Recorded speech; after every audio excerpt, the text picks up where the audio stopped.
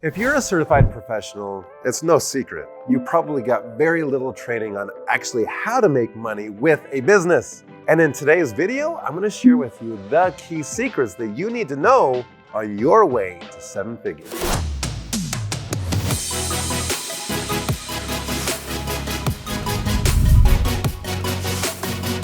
Have you ever wondered how data and treatment planning connects? Well, data is something really precious to me. You can always count on it. You analyze it. It drives decisions. And if you're a data-driven doc, you now have a data dashboard and life is good. But treatment planning is one of those things that really drives the growth of your practice. And mastering this skill, this is important if you're going to change patients' lives. You have to help them overcome barriers. And in today's video, I'm going to give you the framework for treatment planning. Because it's a lot like data. It's something you can count on because it works and it will drive success. So step one in this framework may seem a little strange, but let me ask you this question. Have you ever been to Costco like on a Saturday?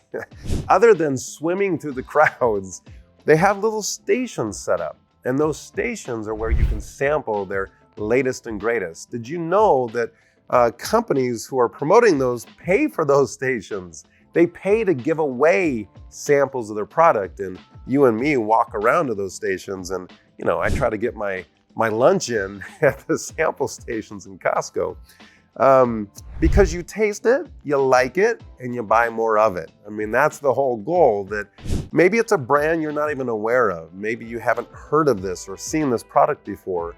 So it's a very low risk, an opportunity for you to sample it and determine, man, that was so good, I'm gonna now buy in Costco. It's like a year's worth of that product. This is like treatment planning. We wanna produce what we call sample marketing. This is our opportunity for your patients to engage with your patient transformation at very low risk or low cost. So when we talk about creating an offer, building a roadmap to case acceptance, we want an opportunity where the patient gets to engage with you, gets to sample some of your services. They actually get a mini transformation before we sit down and present to them now the full care plan. This is step one, and it really driving a high start rate in your practice. All right, tip number 2 on treatment planning is recognize that a driven doc is a very ethical doc, meaning we're never gonna prescribe treatment for a patient that isn't absolutely necessary to help the patient reach their health goals. But recognizing that we want to accelerate tissue healing and we have to make the connection for a patient between symptomatic and functional. There's treatment to help a patient recover from their symptoms. That's typically what insurance will cover. But beyond that, we actually want to increase function, and as we both know, that is the non-symptomatic phase where we may challenge the tissue and it does re-engage some of the symptoms, but that's what we want to connect for the patient. That we want to be able to challenge the tissue, strengthen, stabilize, and through that process, the symptoms may come and go, but eventually leading to now, we can really challenge that tissue with no symptomatology coming back. When we connect that for a patient, there's value in that.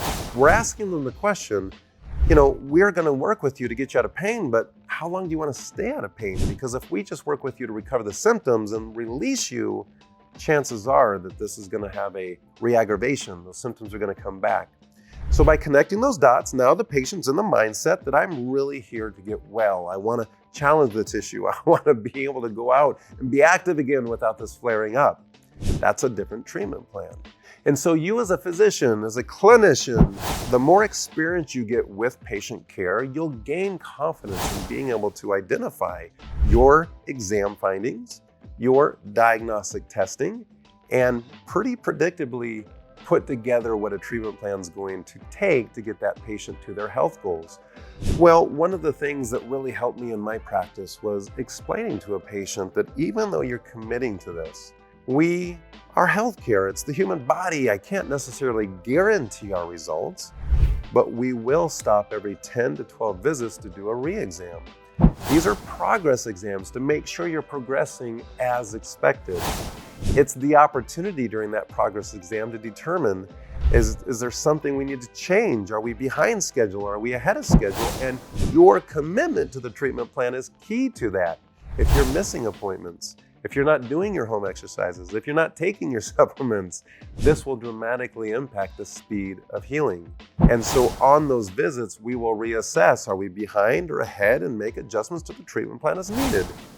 And then based upon that, if we're not seeing progress, if the symptoms aren't changing at that first re-exam, we will have to reorder some diagnostic testing. We will have to do more advanced testing to identify what is the root cause of why that's not progressing. This is best practices in working with patients anyway, so you should be implementing these procedures in your practice. And this will help you gain confidence in presenting your care plans to patients, and that confidence will translate in the patient feeling that confidence and increasing your start rates.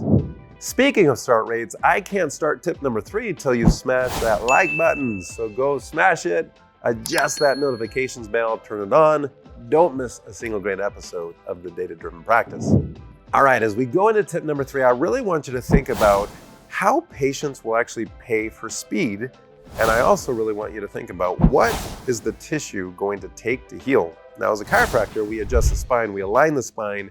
There's a lot of tissues around the spine that need addressing, and that's why physiotherapy, physical therapy, all these other modalities that we bring into our profession help supplement that, help support that, and increase healing. So as we begin to build our care plans, we're talking with the patient of why we've added in things like a spinal decompression package, why we've added in laser therapy, why we've added in active rehab. You've got to connect the dots to the tissue and how long that tissue takes to heal based upon doing the therapies. And we recognize that if they don't do the right rehab, if they don't do the right care plan, they may get some results, but the underlying root condition never fully stabilizes and heals. And if there's still an underlying non-symptomatic condition, chances of reaggravation are pretty high. So in your care planning, I want you to build value in what you're prescribing. And if you connect the dots of what you're prescribing to the tissue and healing timeframes, you're not going to have patients saying, let's take this out or let's take that out. No, we've got to build value in those care plans. You're prescribing it for a reason. There's very intentional reasons why you're putting it in there. Remember, we're ethical. We are certain that these services will accelerate healing and help get this patient's life back. Now, again, if you love this kind of content, come join us in our community. It's called the Data-Driven Practice. We are a community of doctors with 3 Ps. We are on purpose, we are passionate, and we're profitable. And if you want to be a part of that, I will see you on the inside.